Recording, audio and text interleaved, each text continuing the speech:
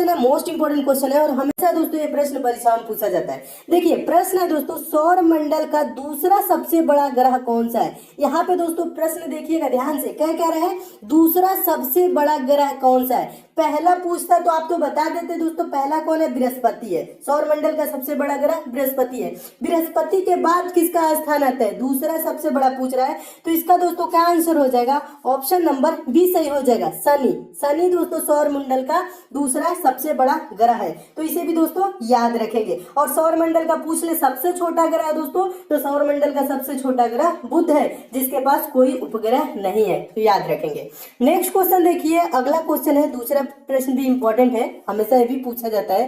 प्रश्न है दोस्तों, वायुमंडल की पहली परत को क्या कहते हैं।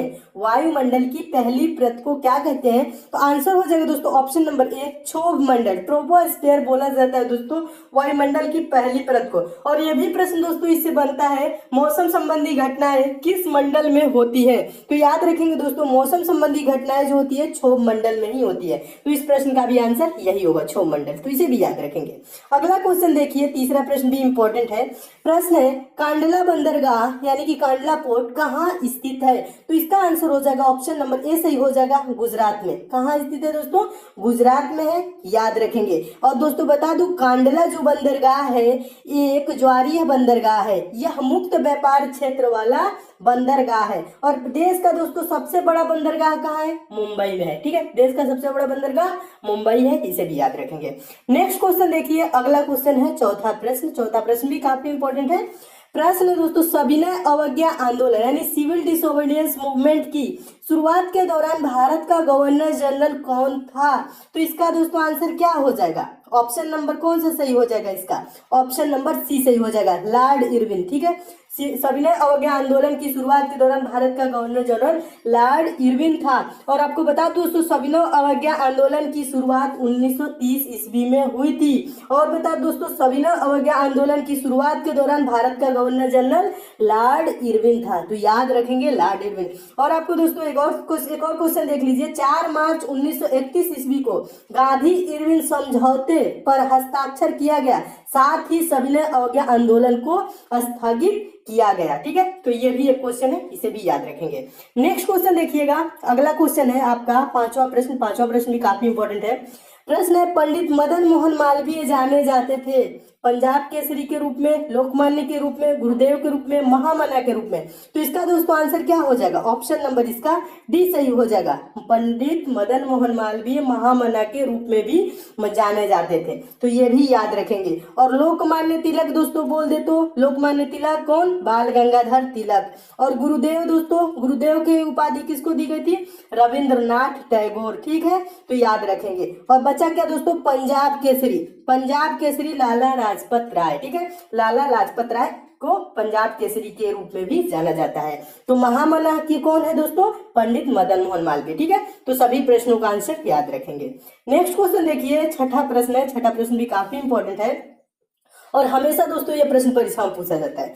प्रश्न है, निम्न शासकों में से किसने अपनी राजधानी को दिल्ली से बदलकर दौलताबाद किया था, दिल्ली से बदलकर दौलताबाद किया गया था, हमेशा दोस्तों पूछा गया जाता है प्रश्न। तो आपको बता दोस्तों, मोहम्मद बिन तुगलक ने, ठीक है, 1326 से 27 ईस्वी में अपनी राजधानी को दिल्ली से बदलकर दौलताबाद यानी देवगिरी किया था, ठीक है, तो किसने किया था, मोहम्मद बिन तुगलक ने। ऑप्शन नंबर कौन सा सही हो जाएगा, इसका ए सही हो जाएगा, ठीक है, तो इसे भी याद रखेंगे। नेक्स्ट क्वेश्चन देखिए, सातवां प्रश्न है। सातवां प्रश्न भी काफी इंपॉर्टेंट है। प्रश्न है, शिक्षा का अधिकार अधिनियम किस आयु तक के बच्चों के लिए निःशुल्क और अनिवार्य शिक्षा का प्रावधान करता है, तो इसका दोस्तों आंसर हो जाएगा 14 वर्ष तक। ऑप्शन नंबर कौन सा सही हो जाएगा, ए सही हो जाएगा। और आपको बता दूं दोस्तों, किस अनुच्छेद के तहत, किस संविधान संशोधन के तहत, देखिएगा संविधान संशोधन के तहत यानी 86वां संविधान संशोधन 2002 के तहत दोस्तों 6 से 14 वर्ष के बच्चों को निःशुल्क शिक्षा का प्रावधान है। किस संशोधन के तहत, 86वां संविधान संशोधन 2002 के तहत, ठीक है, तो इसे भी याद रखेंगे। आठवां क्वेश्चन देखिएगा दोस्तों, आठवां प्रश्न भी इंपॉर्टेंट है, हमेशा पूछा जाता है। प्रश्न है, किस विटामिन के अभाव के परिणाम स्वरूप रक्त का थक्का नहीं बनता है, बोल रहे हैं non clotting ball of blood, ठीक है, किस विटामिन के अभाव के परिणाम स्वरूप रक्त का थक्का यानी कि नॉन क्लॉटिंग ऑफ ब्लड यानी नहीं बनता है। रक्त का थक्का किस विटामिन के कारण नहीं बनता है? तो इसका आंसर आपको याद होगा, ऑप्शन नंबर इसका कौन सा हो जाएगा? विटामिन के, यानी कि ऑप्शन नंबर बी सही हो जाएगा। विटामिन के कारण क्या होता है दोस्तों? रक्त का थक्का नहीं बनता है। इसका अभाव रहेगा तो ब्लड जमेगा नहीं। ठीक है, तो ये भी याद रखेंगे, ये भी प्रश्न हमेशा पूछा जाता है। देखिए दोस्तों, 9वां प्रश्न है। 9वां प्रश्न भी हमेशा पूछा जाता है। प्रश्न है दोस्तों, डॉग यानी कि कुत्ते, कुत्ते का वैज्ञानिक नाम क्या है? यानी कि साइंटिफिक नाम पूछ रहा है, कुत्ते का क्या होता है? तो इसका आंसर हो जाएगा option number B, Canis families किसे कहा जाता है? कुत्ते का ये वैज्ञानिक नाम है। और होमोसेपियंस दोस्तों पूछा जाता है, मानव का वैज्ञानिक नाम क्या होता है? होमोसेपियंस। बॉस इंडिकस किसका होता है दोस्तों? बॉस इंडिकस होता है गाय का। ठीक है, और ये भी याद रखेंगे, फेलिस डोमेस्टिका किसका होता है? तो फेलिस डोमेस्टिका होता है बिल्ली का। ठीक है, तो इसे भी याद रखेंगे। ये सब वैज्ञानिक नाम भी बराबर प्रश्न में पूछे जाते हैं। ठीक है, परीक्षाओं में पूछे जाते हैं। जैसे फेलिस डोमेस्टिका पूछ ले, यानी कि बिल्ली का वैज्ञानिक नाम पूछ ले, तो आप बोलेंगे फेलिस डोमेस्टिका। और कुत्ते का वैज्ञानिक नाम क्या है? कैनिस फैमिलीज। और बोस इंडिकस याद रखेंगे, हमेशा पूछा जाता है दोस्तों, ये गाय का है। ठीक है, गाय का, बोस इंडिकस गाय का। और मनुष्य का भी पूछा जाता है, मनुष्य का वैज्ञानिक नाम होमोसेपियंस। ठीक है, तो ये चारों प्रश्नों को दोस्तों याद रखेंगे, हमेशा पूछे जाते हैं। नेक्स्ट क्वेश्चन देखिए, 10वां प्रश्न। 10वां प्रश्न भी काफी इंपॉर्टेंट है। प्रश्न है, जलियांवाला बाग नरसंहार के विरोध स्वरूप में किसने केसर हिंद का सम्मान पदक लौटा दिया था? ठीक है, किसने लौटा दिया था? केसर हिंद का यानी कि सम्मान पदक किसने लौटा दिया था? तो इसका आंसर हो जाएगा M.K. गांधी, यानी कि मोहनदास करमचंद गांधी। गांधी जी ने क्या किया था दोस्तों? केसर हिंद की उपाधि लौटा दी थी। याद रखेंगे दोस्तों, ये प्रश्न हमेशा पूछा जाता है परीक्षाओं में। और आपको दोस्तों बता दूं, जलियांवाला बाग हत्याकांड कब हुआ था? जलियांवाला बाग घटना 13 अप्रैल 1919 ईस्वी को घटित हुआ था। ठीक है, और जलियांवाला बाग हत्याकांड के विरोध में जमनालाल बजाज ने राय बहादुर, ठीक है, जमनालाल बजाज ने क्या किया था दोस्तों?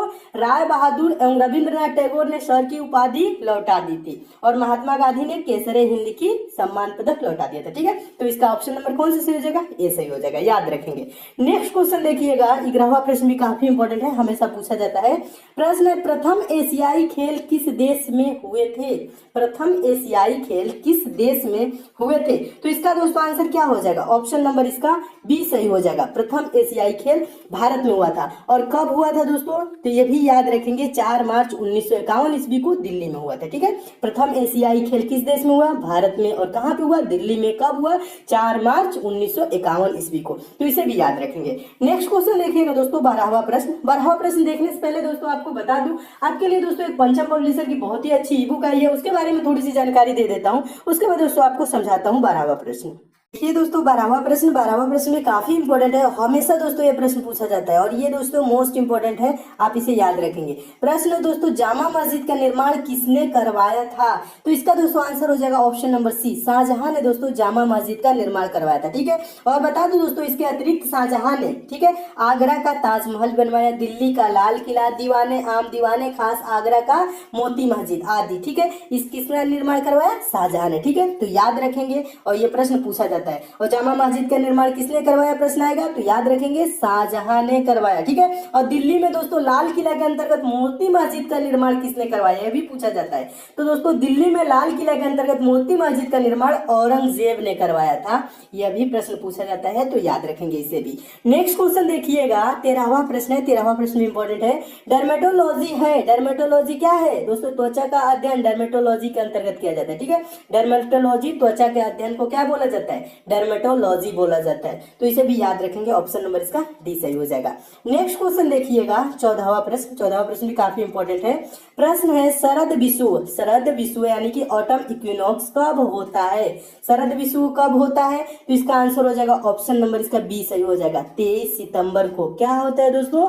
शरद विषुव होता है, यानी कि ऑटम इक्विनॉक्स होता है 23 सितंबर को। इसे भी याद रखेंगे। और एक और इससे रिलेटेड बनता है प्रश्न, वसंत विषुव, वसंत विषु यानी कि वर्नल इक्विनॉक्स कब होता है? 21 मार्च को होता है वसंत विषु। ठीक है, वसंत विषु पूछेगा तो 21 मार्च आंसर होगा, और शरद विषु पूछेगा तो दोस्तों क्या होगा? 23 सितंबर होगा। और आपको बता दोस्तों 23 सितंबर एवं 21 मार्च को संपूर्ण पृथ्वी पर दिन एवं रात बराबर होते हैं, ये भी याद रखेंगे।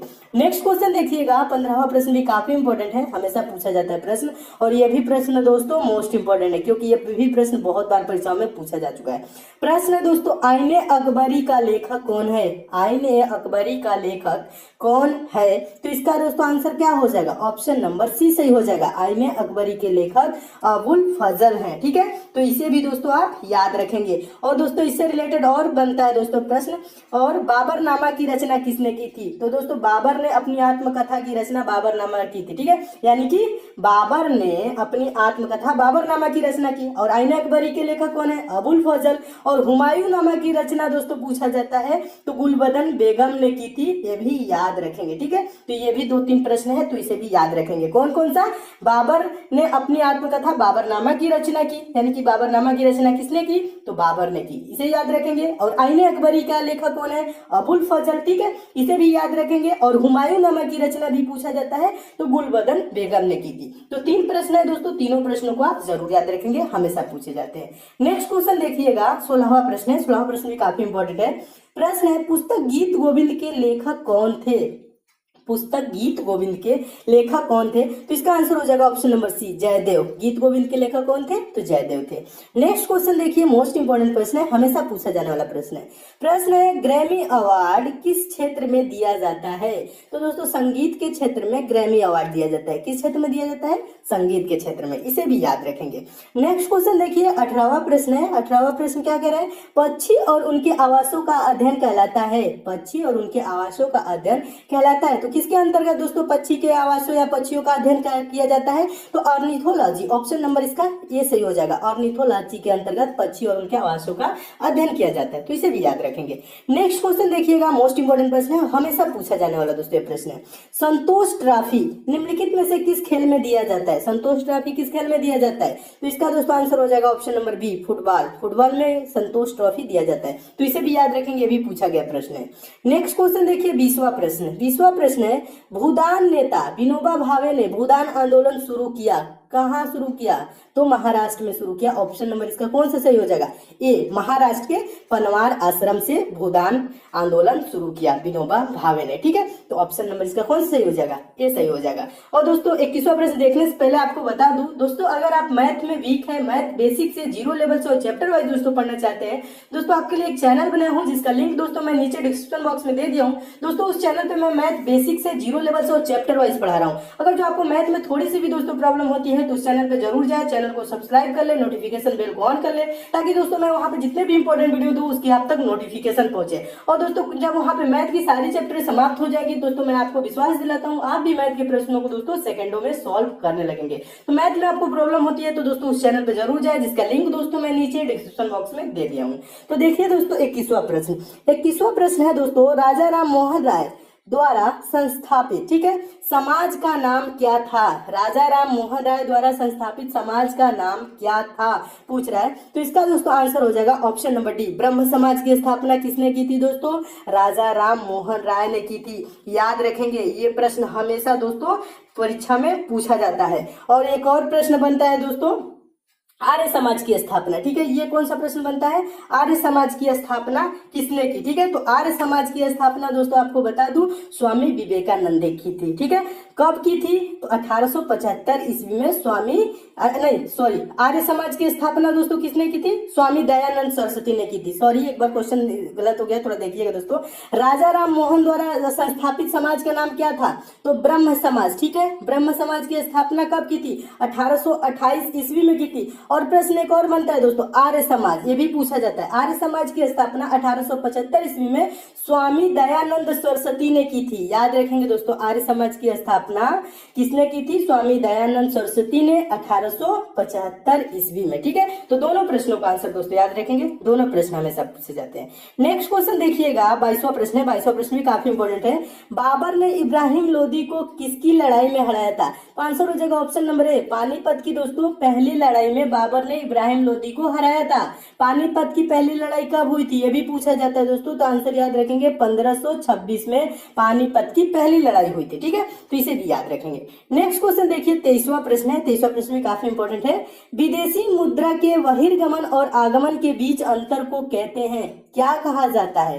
तो आंसर हो जाएगा ऑप्शन नंबर डी, भुगतान संतुलन कहा जाता है। विदेशी मुद्रा के बहिर्गमन और आगमन के बीच अंतर को भुगतान संतुलन कहा जाता है। इसे भी याद रखेंगे, ये भी पूछा गया प्रश्न है।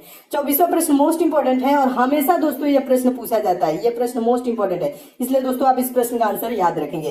अंतर्राष्ट्रीय महिला दिवस मनाया जाता है, तो अंतर्राष्ट्रीय महिला दिवस दोस्तों प्रत्येक वर्ष 8 मार्च को मनाया जाता है। तो कौन सा आंसर सही हो जाएगा? ऑप्शन नंबर ए सही हो जाएगा। इसे भी दोस्तों आप याद रखेंगे क्योंकि ये प्रश्न हमेशा परीक्षाओं में पूछा जाता है। नेक्स्ट क्वेश्चन देखिएगा, और आपको बता दोस्तों 30 जनवरी को क्या मनाया जाता है? तो कुष्ठ निवारण दिवस एवं शहीद दिवस 30 जनवरी को मनाया जाता है। और 14 अप्रैल को क्या मनाया जाता है? ठीक है, यह भी प्रश्न पूछा जाता है। 14 अप्रैल तो अंबेडकर जयंती मनाया जाता है। और 14 अगस्त को क्या मनाया जाता है? पाकिस्तान का स्वतंत्रता दिवस। ठीक है, तो इसे याद नहीं रखेंगे, लेकिन ये याद रखेंगे दोस्तों 30 जनवरी को क्या मनाया जाता है? शहीद दिवस और कुष्ठ निवारण दिवस। और 14 अप्रैल को क्या मनाया जाता है दोस्तों? तो अंबेडकर जयंती मनाया जाता है। ठीक है, तो ये तीनों प्रश्नों को याद रखेंगे। नेक्स्ट क्वेश्चन देखिएगा, 25वां प्रश्न। 25वां प्रश्न भी इंपॉर्टेंट है, ये भी पूछा गया प्रश्न है और बार बार पूछा जाने वाला प्रश्न है, इसलिए याद रखेंगे। और 25वां प्रश्न देखने से पहले दोस्तों बता दूं दोस्तों, अगर आपको इन सब प्रश्नों की पीडीएफ चाहिए, सारे वीडियो की लिंक एक जगह चाहिए, तो टेलीग्राम को दोस्तों आप जरूर ज्वाइन कर लीजिएगा। टेलीग्राम का लिंक दोस्तों मैं नीचे डिस्क्रिप्शन बॉक्स में दे दिया हूँ, जहां पे दोस्तों मैं समय समय पे पीडीएफ भी प्रोवाइड कराता रहता हूँ और आपको डेली सारे वीडियोस की नोटिफिकेशन भी वहां से मिलती रहेगी। तो इसलिए दोस्तों टेलीग्राम को आप जरूर ज्वाइन कर लीजिएगा। ठीक है, तो देखिए 25वां प्रश्न क्या करे, भारतीय संविधान की प्रस्तावना में धर्मनिरपेक्षता शब्द जोड़ा गया। धर्मनिरपेक्षता शब्द यानी धर्मनिरपेक्ष, समाजवाद, अखंडता, ये 3 शब्द जोड़े गए। कब जोड़े गए दोस्तों? 42वें संविधान संशोधन 1976 के द्वारा। ठीक है, तो कौन सा आंसर सही हो जाएगा? ऑप्शन नंबर बी सही हो जाएगा। तो इसे भी दोस्तों याद रखेंगे, ये भी प्रश्न बहुत बार परीक्षाओं में पूछा जा चुका है। तो दोस्तों ये रहे आपके 25 मोस्ट इंपोर्टेंट क्वेश्चन जो बार बार परीक्षाओं में पूछे जाते हैं। दोस्तों इसमें और भी क्वेश्चन है, उसको मैं नेक्स्ट पार्ट में करा दूंगा। और आपको बताओ दोस्तों, ये सब प्रश्न आपको अच्छे लगे हैं तो वीडियो को लाइक जरूर कीजिएगा दोस्तों, शेयर भी कर दीजिएगा। फेसबुक, व्हाट्सएप, टेलीग्राम जितने भी दोस्तों आपके पास स्टडी